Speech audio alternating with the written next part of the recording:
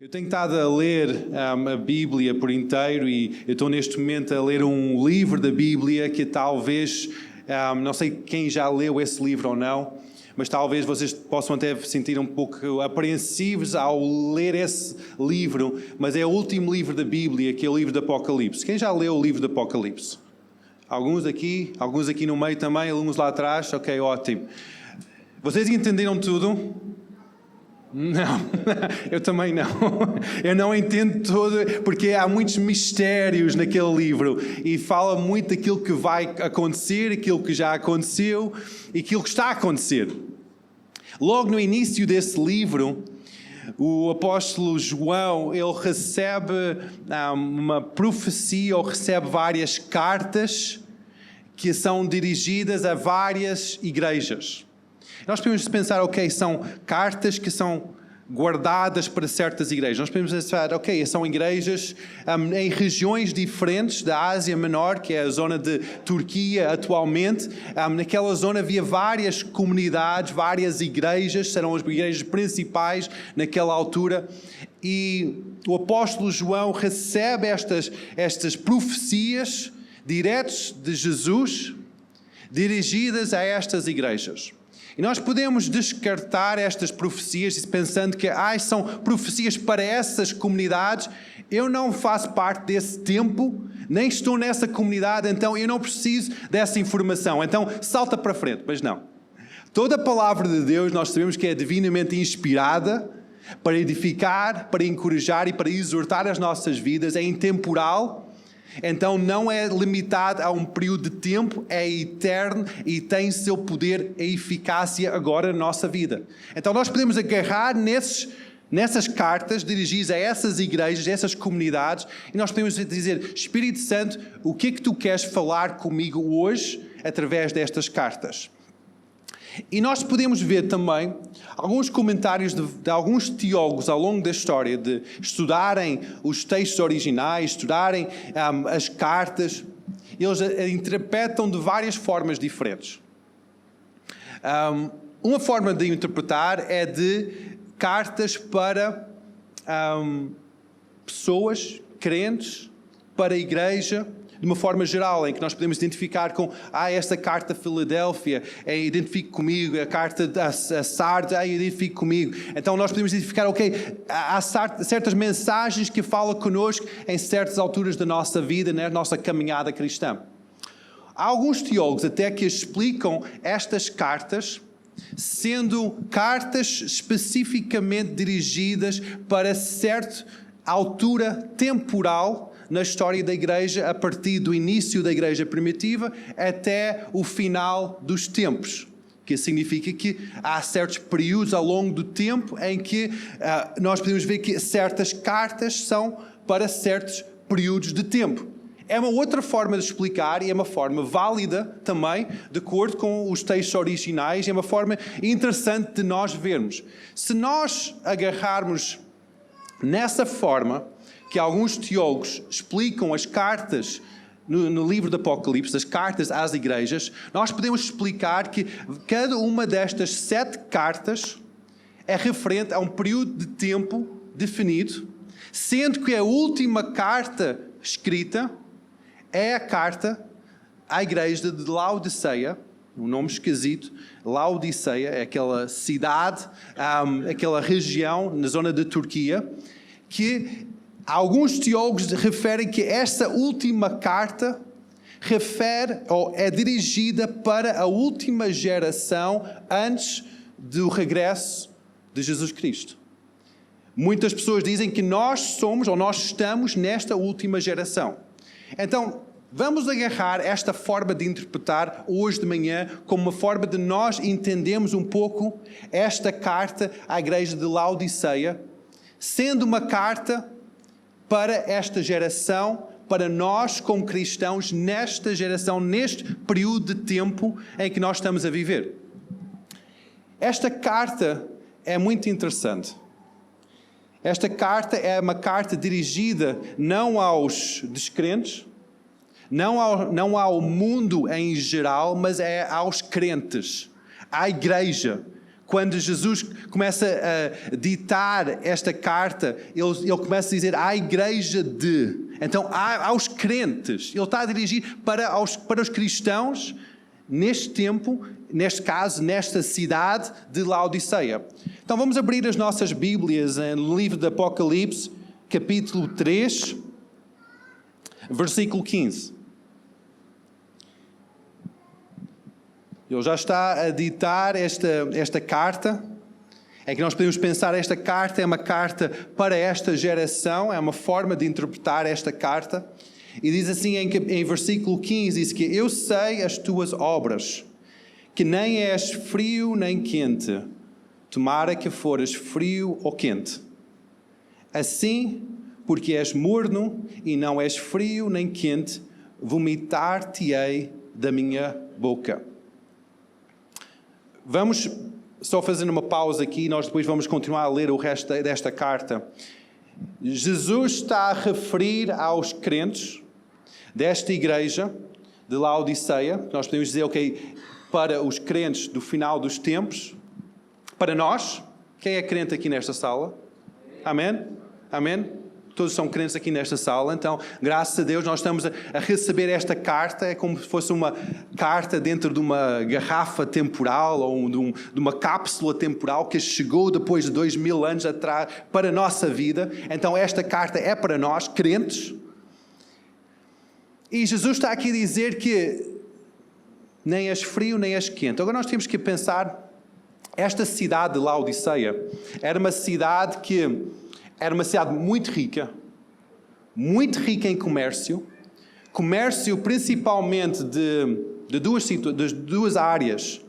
Uma área era de lã, então tecido, mas lã, não lã branca, mas lã preta, que era raro naquela altura, era muito rica por causa da negociação nesse comércio de lã, mas também de produtos medicinais, principalmente um unguento para os olhos, um colírio para os olhos, um tratamento medicinal que era muito propício ou era muito produzido naquela cidade. Mas também aquela cidade tinha um senão. A cidade não tinha um grande reservatório de água para poder usar. Dependia tanto das termas quentes das cidades vizinhas, como também dos poços ou das fontes naturais da água fresca que vinha das montanhas, também de vilas perto. Eles depois construíram um sistema de aqueduto até subterrâneo para a água chegar à sua cidade, mas muitas vezes, por causa de rupturas, por causa no canal, por causa também do alto nível de mineral naquela água, havia rupturas e havia situações em que comprometia a qualidade da água quando chegasse àquela cidade. E muitas vezes a água não chegava nem quente, nem fria, chegava morna. E chegava também com um cheiro nauseabundo que ninguém podia usar ou até beber ou usar nem para a agricultura essa água. Então, quando Jesus fala à igreja de Laodiceia e diz que, olha, vocês nem são quentes, nem são frios, são mornos. Então, essa mornidão não presta para mim. Logo ali, aquela igreja conseguia entender essa analogia, porque estava a dizer, isto é algo que passa no nosso dia a dia nesta cidade. Agora, aqui é interessante, porque Jesus, ao falar para crentes, ele compara o frio como o quente, sendo algo aceitável, algo bom. Muitas vezes eu pensava, o quente é bom porque nós temos o fogo do Espírito. Mas Jesus está a dizer mas depois fazia confusão este versículo, e diz que tomara que vocês fossem frios ou quentes. Então ele está não somente a dizer que o frio é bom, mas também o quente é bom. Agora, se isso é uma frieza espiritual, por que Jesus ia estar a dizer que é frio, é bom? Porque há certas alturas em que, quando eu bebo água, eu quero água fria. Lá em casa, vocês a minha família conhece que eu gosto sempre da água fria. Esta água já está Não está fria. Estava fria. Quando eu cheguei à igreja estava fria, porque a minha garrafa está sempre no frigorífico, mas agora já não está tão fria, então já não é tão boa, não sacia tanto a minha sede como a água fria. Quando nós estamos a querer água para saciar a sede, para refrescar nosso corpo, nós queremos a água fria, não é? Mas quando nós queremos aquele conforto de um bom café, nós queremos o café bem quente. Quem gosta de café morno? Eu não gosto de café morno. O café morno eu ponho no ralo ou ponho a aquecer mais, que talvez até estraga mais, mas eu gosto do café a escaldar. Então, há uma função, tanto para o quente como para o frio. Mas, no meio, o morno, uma água morna, uma bebida morna, não traz um saciar que nós precisamos. Jesus, ao dirigir para esta igreja, eu vejo que ele não está propriamente a condenar nem o frio, nem o quente. Ele está a dizer que essas duas situações são boas. Ele está a condenar a mornidão. Agora, se nós pensamos que isto é tudo para cristãos, o objetivo para um cristão é o quê? É nós sermos luz e sal no mundo à nossa volta. Sermos testemunhas eficazes do amor de Deus para toda a gente à nossa volta. Se nós olhamos para esta analogia que Jesus está a fazer, que a água quente é boa, significa que em certas alturas aqueles cristãos quentes vão trazer conforto, vão trazer a presença doce do Espírito Santo para o ambiente em que eles estão, vão trazer aquela bebida quente que sacia aquela necessidade daquelas pessoas, a mensagem que eles estão a carregar vai trazer aquela mensagem de paz, aquela mensagem de esperança, aquela mensagem que vai trazer aquele conforto no seu coração. Em outras alturas, aqueles cristãos estavam a portar uma mensagem que trazia aquela frescura da esperança da vida, aquela vida eterna, aquelas águas frias que trazia aquele alento num tempo quente. Mas havia alturas em que aquela igreja, e neste momento Jesus está a confrontar ou expor, muitas vezes nós não gostamos da palavra confrontar, nós levamos isso como uma ofensa, mas ele está a expor uma situação para que haja uma correção e haja uma maior eficácia do seu testemunho. Então ele está a expor e dizer que a vossa mensagem ou o vosso testemunho de vida, neste momento nem está quente para trazer o conforto, nem está frio para refrescar a vida com esperança, está morno. Nem é carne, nem é peixe, nem é uma coisa nem outra. Não é algo que vai impactar a sociedade. Então nós estamos agora a ver esta carta com esta luz, com estes óculos, ok? Este é o estado atual que Jesus está a identificar que a igreja de Laodiceia tem este estado atual de não é quente, nem é frio, mas é morno. Se nós pensamos que esta é uma carta para a igreja dos últimos tempos, do fim dos tempos, então a forma que Jesus estava a escrever uma mensagem que ia passar as linhas de tempo para chegar às nossas vidas nesta hora, a mensagem que ele tinha para as nossas vidas nesta hora, para a minha vida, para a tua vida, seguidores de Cristo, a igreja dos últimos tempos, não é? Do fim dos tempos, é esta alerta ou esta exposição que a nossa mensagem não está a ser eficaz. Está a ser nem carne nem peixe, nem quente nem frio. Não sei se às vezes vocês sentem isso, que podem estar aqui nesta batalha da fé em que vocês vão à igreja, leem a palavra, estão aqui nesta luta de manter a cabeça erguida no meio das tempestades, no meio das batalhas, mas parece que não há uma eficácia, não há um poder que traz essa testemunha eficaz para a sociedade, para as pessoas à tua volta. Em que sentes que estás aqui nesta luta, mas não há aquele romper, não há aquele saciar das pessoas com a mensagem que tu tens, aquele nome de Jesus que estás a carregar, aquilo não traz esperança, não traz conforto às pessoas à volta. É porque talvez esta carta hoje vai expor algumas áreas na minha vida, como expôs quando eu estava a ler esta carta esta semana, trouxe à luz algumas áreas na minha vida, talvez hoje vai trazer alguma luz a certas áreas na tua vida, em que nós podemos alinhar a nossa vida para que nós podemos ser eficazes, tanto para trazer o conforto, como para refrescar o mundo à nossa volta com o poder do Espírito Santo. Então, estão prontos? Amém? Isto foi só a introdução. Então, vamos lá entrar nesta carta. Versículo 17. Diz assim: como dizes, rico sou, e estou enriquecido, de nada tenho falta. E não sabes que és desgraçado, miserável, pobre, cego e nu. Então, esta igreja, ele está a dizer que não és carne, nem és peixe, nem és quente, nem és frio. Porquê? Como é que isso é visto?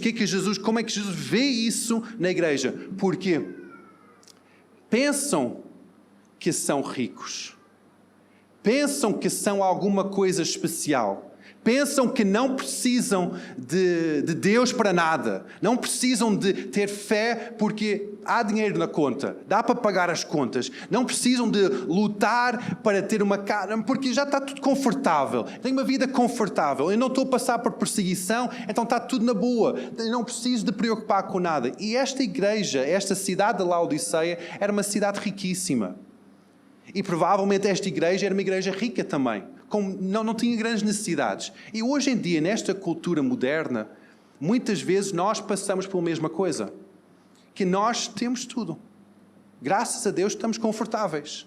Graças a Deus nós não estamos a passar por perseguição. Graças a Deus não é uma luta para nós termos roupa para vestir. Graças a Deus nós temos uma vida confortável. Mas mesmo assim, tendo uma vida confortável, mesmo assim a vida indo bem, dentro das dificuldades que nós temos, mesmo assim, nós podemos andar no caminho da fé, nós temos que andar em frente, em direção a Jesus, mesmo assim, o que se passa cá dentro no nosso coração pode não ter a vida de Deus. Pode não ter aquela vida que vai saciar o mundo, aquela esperança de glória, aquela vida do Espírito Santo eficaz na nossa vida. Talvez nós chegamos a um ponto de mornidão, em que por causa do excesso de conforto, por causa da abundância de recursos, por causa de pensar que está tudo bem, nós não nos apercebemos que realmente alguma coisa já murchou, já apagou no nosso coração. Não sei se está a tocar alguma área no vosso coração, como tocou no meu coração esta última semana. Nós precisamos estar muito atentos àquilo que se passa no nosso coração, porque ali é que sai a vida de Deus. Então nós temos que ver isto. Nós temos que ver como é que nós podemos detectar esta mornidão espiritual ou até esta altivez no nosso coração. Nós temos que pensar que há várias áreas em que nós, como cristãos, nós precisamos ter atenção, sendo áreas do nosso coração que vai demonstrar realmente se nós temos o nosso coração em fogo para Deus, avivados pelo poder do Espírito Santo. A primeira área em que nós temos que ver se nós realmente amamos as pessoas à nossa volta. Se há um amor para as pessoas à nossa volta. Nós podemos ver em 1 João 2,15, diz que não ameis o mundo, nem as coisas que há no mundo há. Se alguém ama o mundo, o amor do Pai não está nele. Agora nós podemos ficar só neste versículo e dizer, boa, eu não tenho que amar o mundo. Eu agarro neste versículo, eu posso fechar na minha casa, eu não preciso de ver ninguém, eu nem preciso ir à igreja porque eu posso ver online até, eu não preciso de amar o mundo porque a Bíblia está a dizer, não amais o mundo. Esta forma de amar o mundo é explicada no versículo seguinte, em que diz, porque tudo o que há no mundo, não são as pessoas, não é o teu vizinho, não é o teu colega de trabalho, está a dizer, tudo que há no mundo, a concupiscência ou os desejos do nosso corpo, da nossa carne, os desejos ou concupiscência dos nossos olhos, o que é que nós queremos olhar e ver, E a soberba da vida, o orgulho da vida, a vaidade, não é do Pai, mas do mundo. Então, quando nós amamos o que nós queremos, o amor de Deus já não está em nós. Porque Deus quer que nós amamos as pessoas, que nós amamos o mundo tal como Ele ama o mundo e deu o seu Filho para o mundo. Deus quer que nós amemos o mundo, mas este amor para o mundo é para a salvação das pessoas que habitam neste planeta Terra.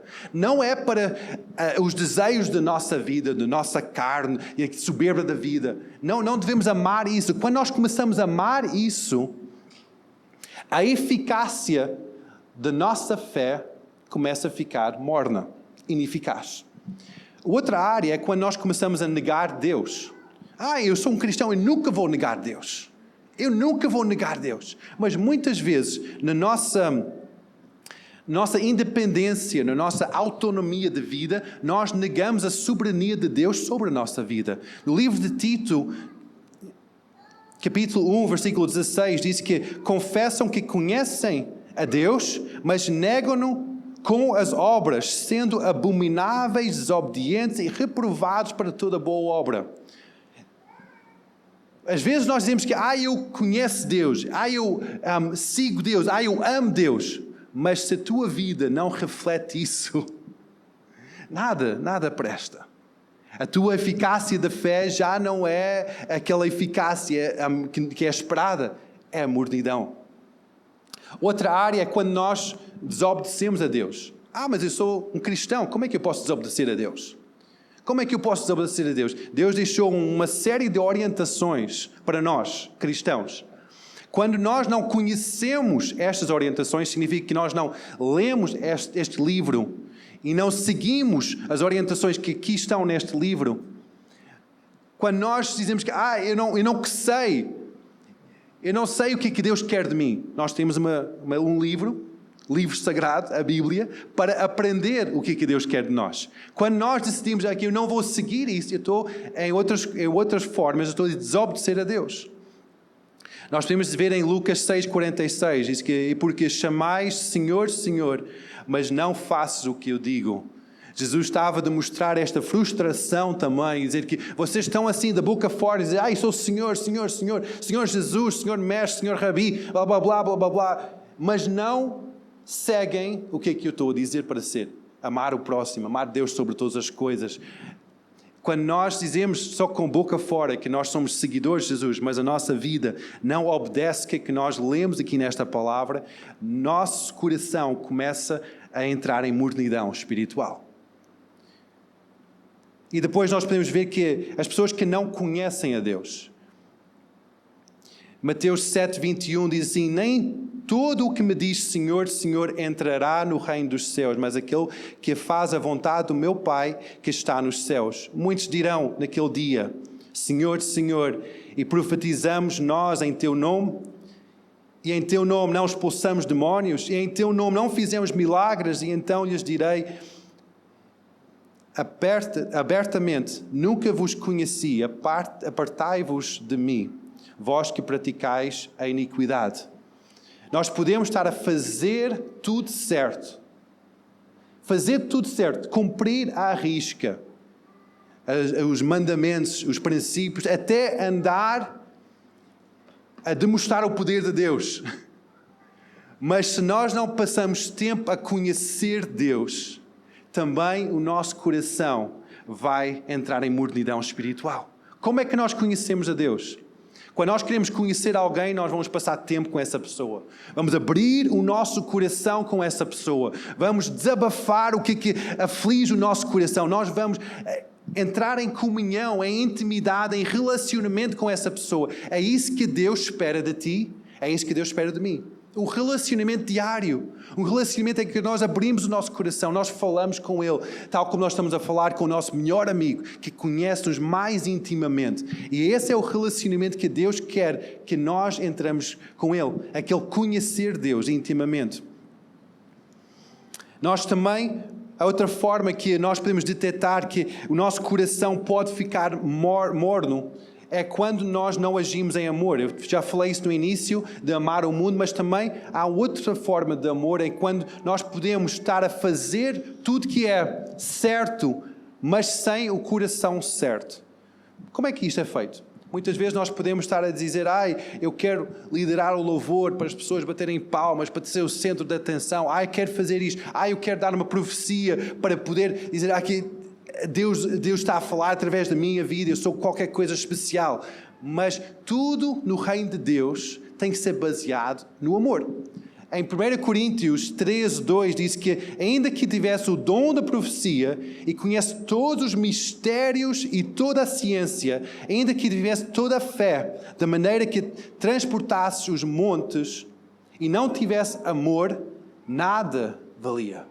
Então, nós temos que ver que o centro, o fundamento é o amor.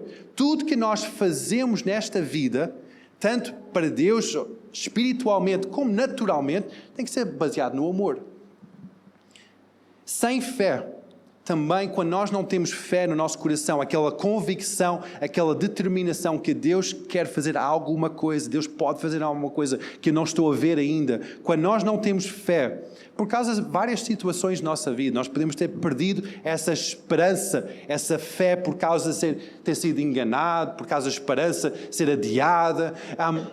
Quando nós deixamos que a fé apaga na nossa vida, no nosso coração, o que acontece? É que também o nosso coração começa a ficar morno.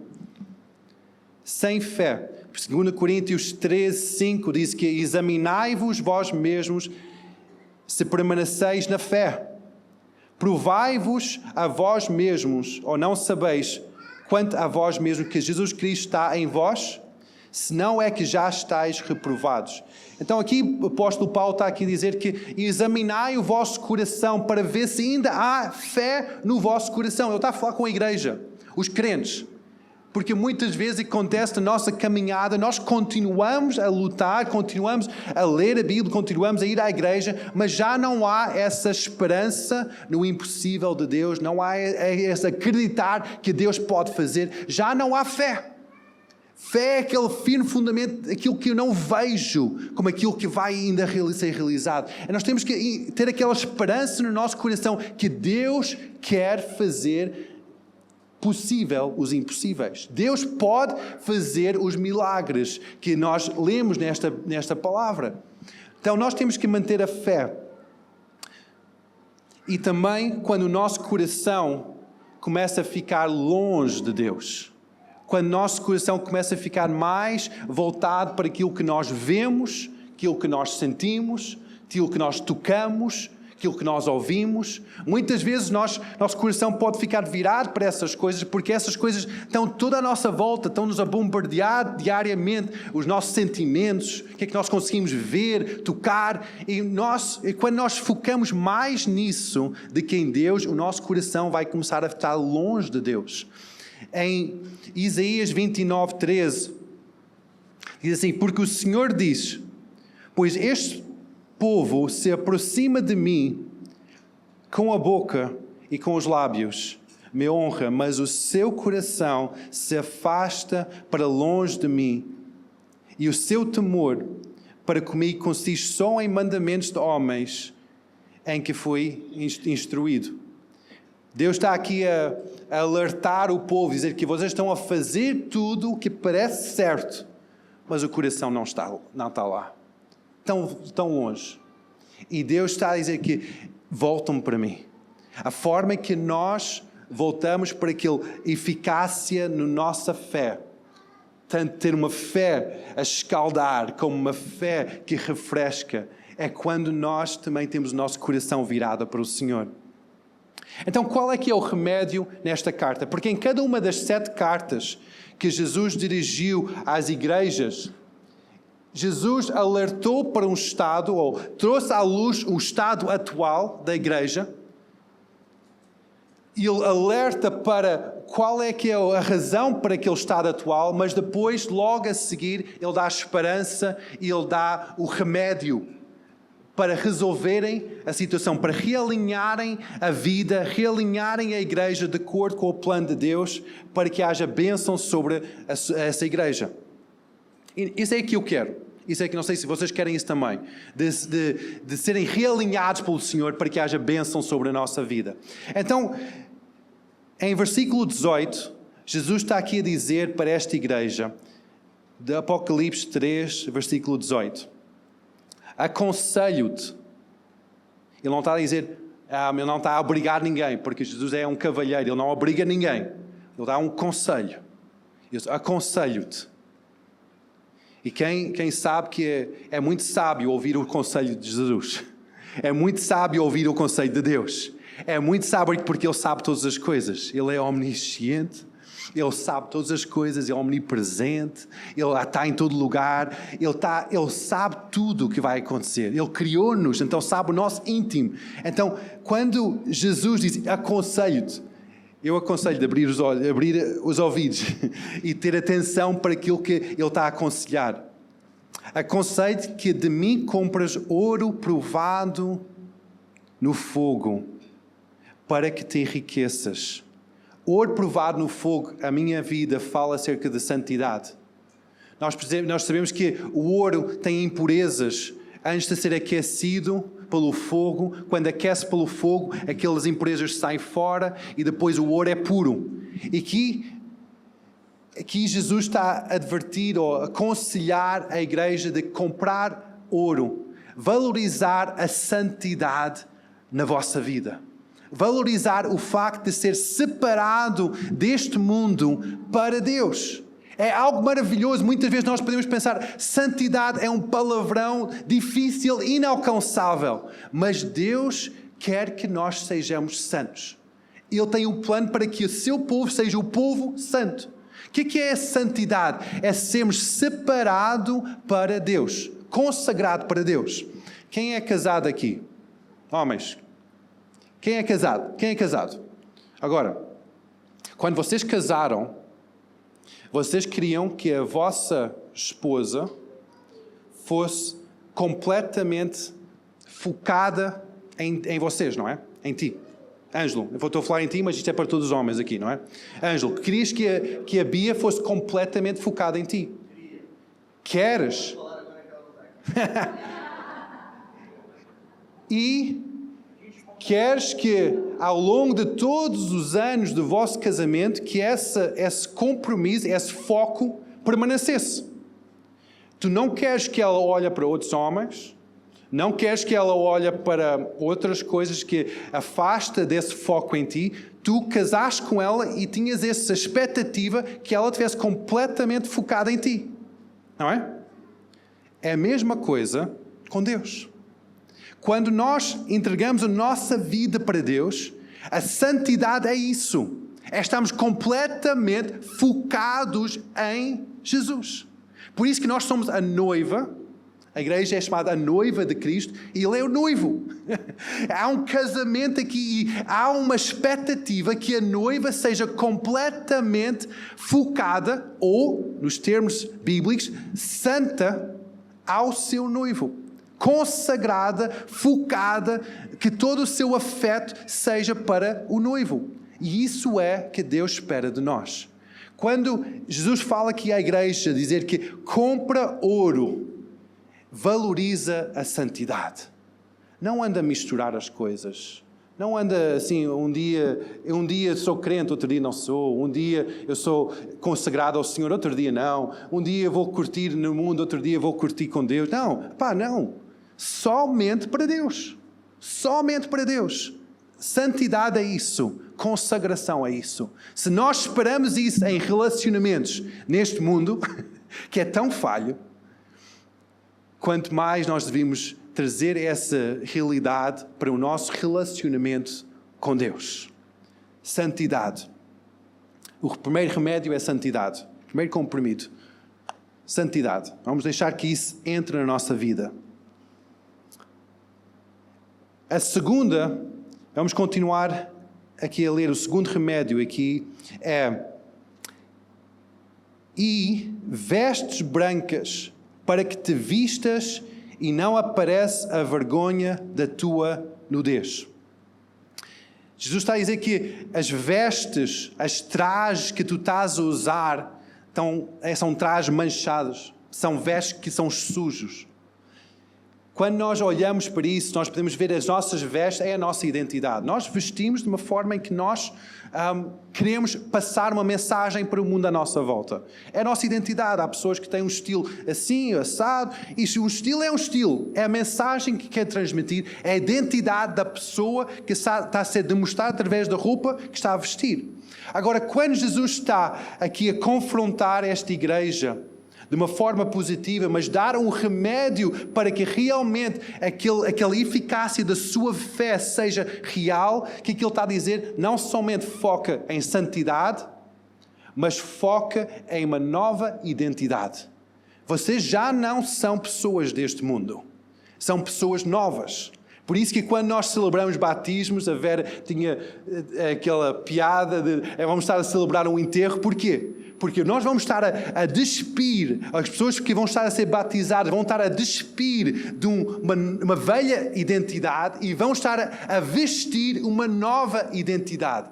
E a forma que nós temos eficácia para Deus, em que nós sentimos aquele fogo do Espírito em nós, é quando nós assumimos de facto que nós somos seguidores de Cristo.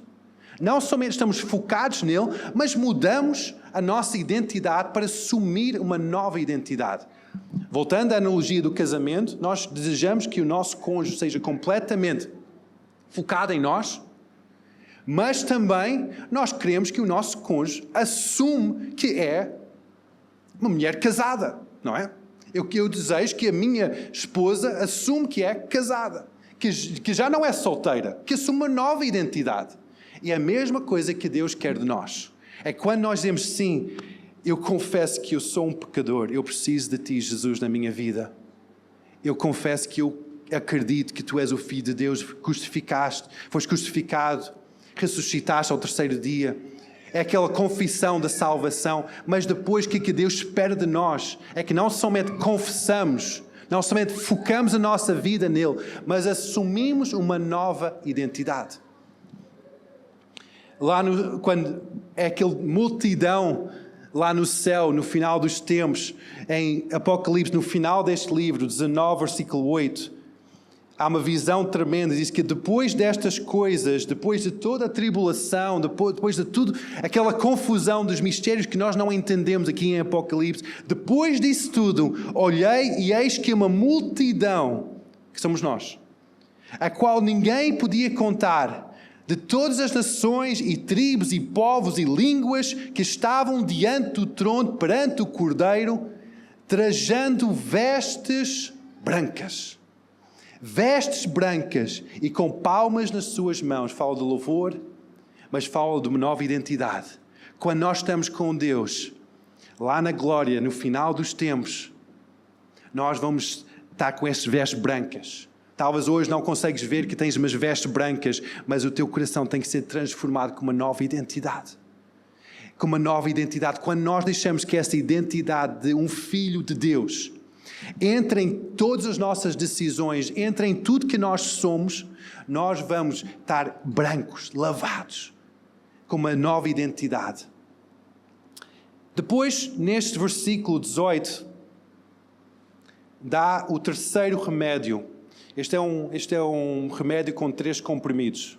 Primeiro a identidade, a santidade, depois a meia identidade, e o terceiro comprimido é uma nova visão. O que é que diz aqui? E que unges os olhos com colírio para que vejas. Hoje em dia eu estou assustado com a quantidade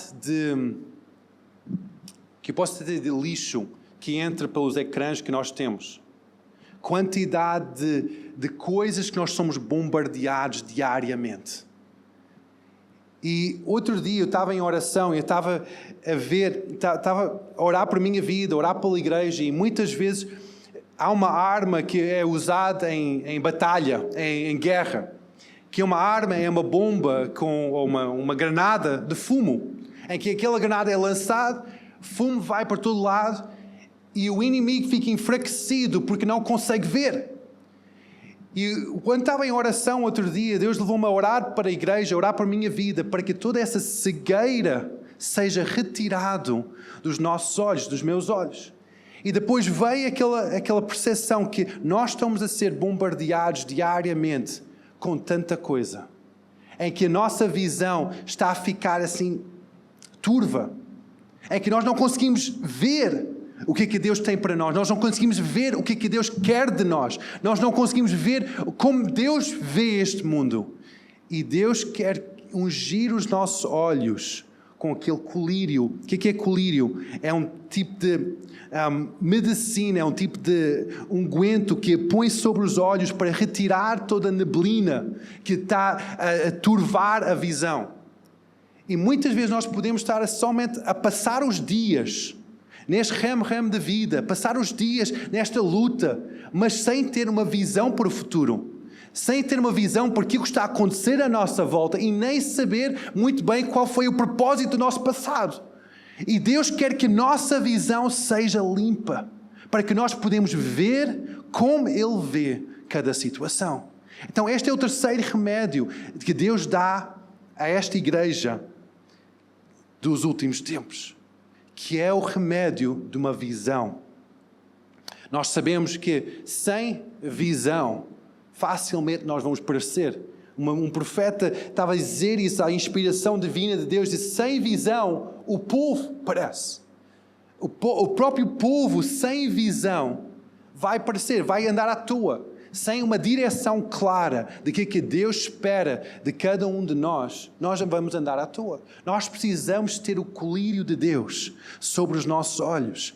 Muitas vezes vêm aqueles ataques de tentação através dos telemóveis, através dos filmes, vêm aquelas coisas que vai entupir a nossa visão. Nós precisamos daquele colírio santo de Deus sobre os nossos olhos. Amém, igreja?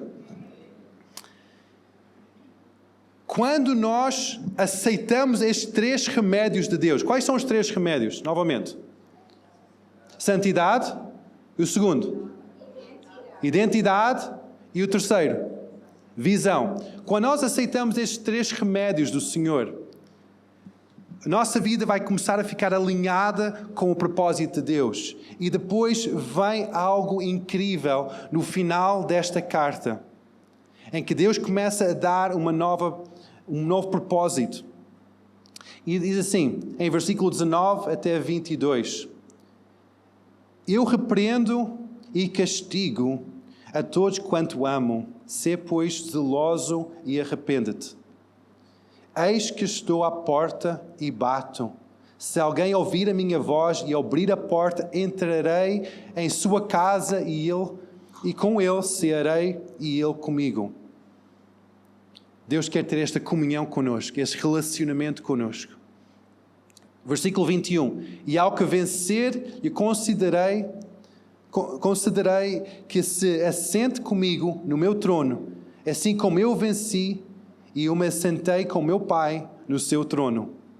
Quem tem ouvidos, ouça o que o Espírito diz às igrejas.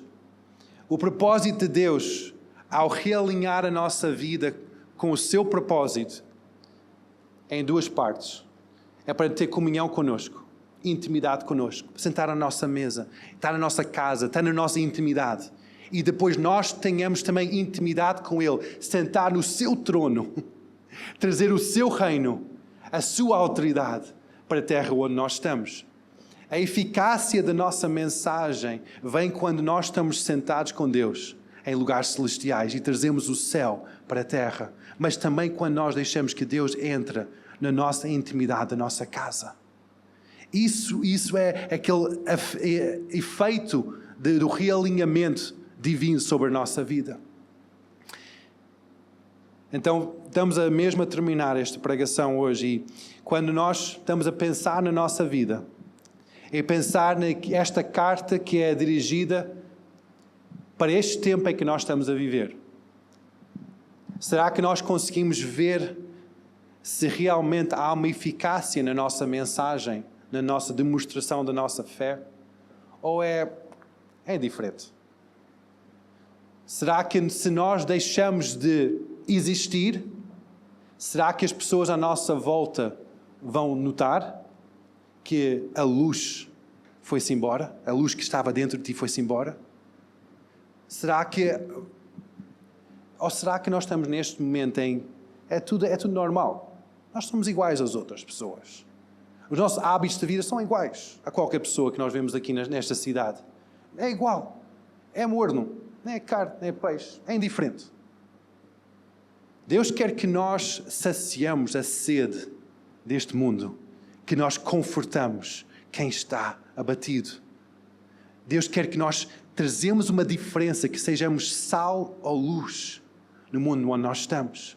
Será que a tua vida reflete isso? Quando eu comecei a meditar sobre esta passagem, eu tive que pôr a mão na consciência e dizer: Deus, perdoa-me. Eu tive que dizer: Deus, perdoa-me. Eu quero aceitar o teu remédio. Tu és o médico dos médicos, tu sabes identificar a causa de cada mal. E tu dás o remédio certo, no tempo oportuno. E eu aceito esse remédio. Eu tive que fazer isso ao longo desta última semana, em que Deus, realmente eu preciso de ti. Eu preciso focar em santidade, ter uma nova identidade, sendo o teu filho. Eu preciso disto, Senhor. Eu preciso da tua presença. Eu preciso estar realmente em fogo com o teu Espírito. E ao sentir trazer esta palavra para vocês, eu sinto que talvez isto é a vossa realidade também. Em que eu quero dar a oportunidade hoje de manhã de responderem, e quero convidar o grupo de louvor para subir.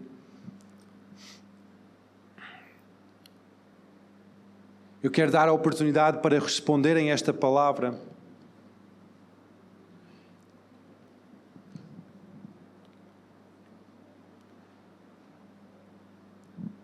De voltar ao lugar em que a tua fé, a tua vida está em fogo para Deus.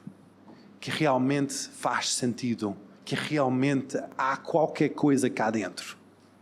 Que realmente a tua mensagem vai impactar as pessoas por causa da transformação do teu coração. A exposição que Jesus faz a esta igreja não foi uma exposição condenatória, em que expôs para vergonha, mas expôs em misericórdia, para que haja restauração e que houvesse vida. Quando Jesus traz estas mensagens para a nossa vida, hoje, no tempo moderno, hoje nós não gostamos de ouvir uma repreensão. Hoje em dia até os pais são encorajados a educar os filhos a dizer, não usar a palavra não. A corrigir de outras formas, ensinar de outras formas, mas não usar a palavra não, porque pode ser traumatizante para aquela criança. Mas quando há uma repreensão de parte de um pai, é porque o pai ama esse filho. Porque não houvesse repreensão, havia só indiferença. Não há uma demonstração de amor quando há indiferença. Por isso que se há esta exposição hoje de manhã e tu estás a sentir exposto no teu coração, tal como eu fui esta semana passada, quando estava a ler esta passagem, parece que o holofote divino brilhou no meu coração e expôs áreas da minha vida e que eu tive que trazer isso perante o Senhor e dizer, Deus, perdoa-me. Deus, eu quero estar realmente avivado por Ti. Eu quero tomar o comprimido da santidade. Eu quero tomar o comprimido da nova identidade. Eu quero tomar o comprimido do colírio do Teu Espírito sobre os meus olhos, sobre a minha visão. Ao fazer isso, eu tive que deixar de usar certos aplicativos no meu telemóvel.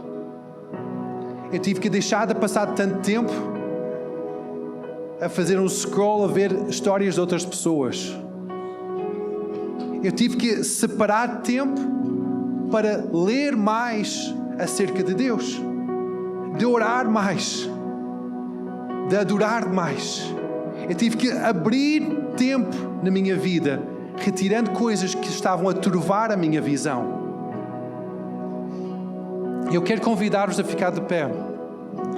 E tal como esta mensagem falou comigo esta semana, eu sei que está a falar com, se não todos, quase todos hoje. Então eu não vou chamar-vos cá à frente porque eu sei que é um momento em que Deus está a falar com a tua vida. Eu só peço que fiques em pé, só para estar completamente conectado neste momento com a presença de Deus. De forma que poderes estar conectado com Deus, fecha os teus olhos para que não haja distração da tua vida. E não te distraias nem com quem veio contigo hoje, nem com os teus filhos, nem com os teus cônjuges. Mas foca-te somente em Deus. E deixa que o amor de Deus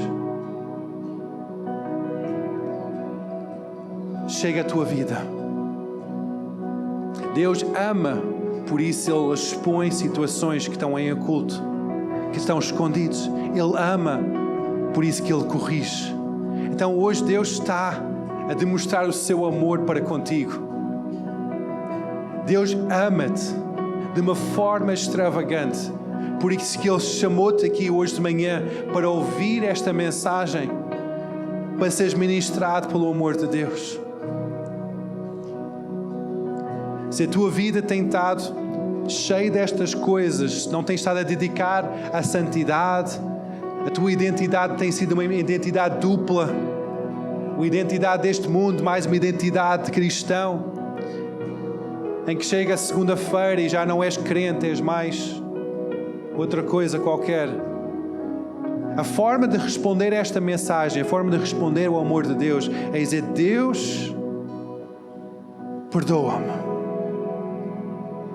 Eu vejo que isto tem sido verdade na minha vida. Eu reconheço o meu erro. Assume isso. Não descarte isso para outra pessoa tratar. Diz: Jesus, obrigado. Eu reconheço o desvio, eu reconheço a mistura, eu reconheço. Tu sabes o que é que tu estás a reconhecer. Faz as pazes com Deus. Deixa que Deus realmente impacte o teu coração.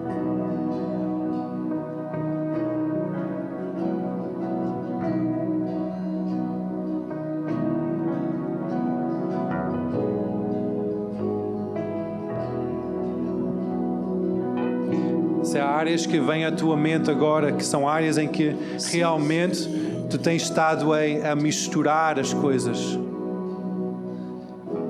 só confessa isso a Deus. E não preciso de ouvir. Eu nem quero ouvir. Dizer: Deus, perdoa-me. Se tem sido orgulho, soberba da vida,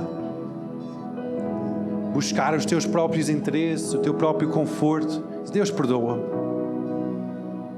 Se tem sido na área da tua carne, nos desejos do teu corpo, em que tu tens estado a dar asa à imoralidade, até à pornografia, áreas em que tu tens estado a contaminar este corpo com coisas deste mundo, Deus não está a condenar-te hoje, Ele está a convidar-te para o lugar de confissão e lugar de liberdade. Então tu dizes: Jesus, perdoa-me. Jesus, perdoa-me. Jesus, perdoa-me, porque a minha visão tem ficado turva com o lixo deste mundo.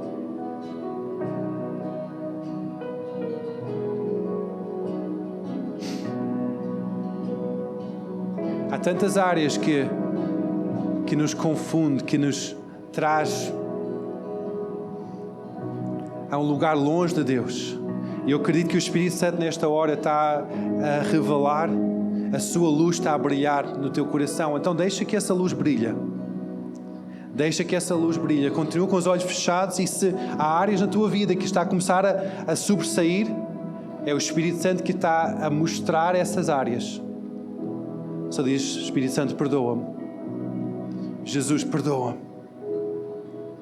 Jesus, perdoa-me. Talvez estás em relacionamentos que sabes que aquele relacionamento não é um relacionamento certo, que aquilo está a desviar-te de Deus. Toma uma decisão hoje e: Deus, perdoa-me. Deus, perdoa-me. Perdoa-me por isso, Senhor. Eu quero estar alinhado com o Teu propósito, alinhado com o Teu querer. Eu quero que a minha vida seja uma testemunha eficaz do Teu poder.